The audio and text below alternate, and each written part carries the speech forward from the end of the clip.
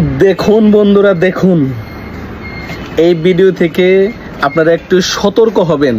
যারা কিনা বিয়ে বাড়িতে আপনারা যারা কিনা উপহার সামগ্রীর দায়িত্বে থাকেন, তারা হয়তো কেউ আপনজন থাকেন, কেউ কাছের মানুষ থাকেন।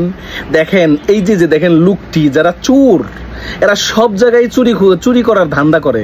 দেখেন যেভাবে চুরিটি করতেছে, যে ভাইটা লিখতেছে, ওর তো বিপদ। দিন শেষে যখন কিনা হিসাব করে দেখবে যে এত টাকা উঠছে, আমার ক্যাশ ফাঁকা, তখন কি একটা অবস্থা হবে দেখুন।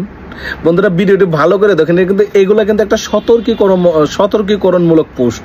দেখুন ভিডিওটা, মানে খুবই চোরের ওদের চিন্তা ভাবনায় থেকে চুরি করা, মানে কিভাবে সে চুরি করবে দেখেন, তার মুভমেন্টটা কোনোভাবেই বোঝা যায় না।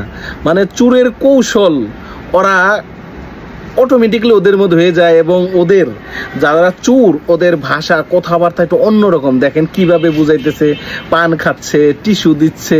ওরে বাবা, এত চোর না তো, শালার পড়লে ডাকাতের চেয়ে বড় কিছু করছে।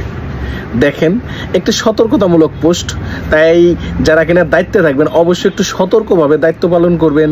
নিচে যে টাকাগুলো রাখবেন এইভাবে খোলামেলা রাখবেন না।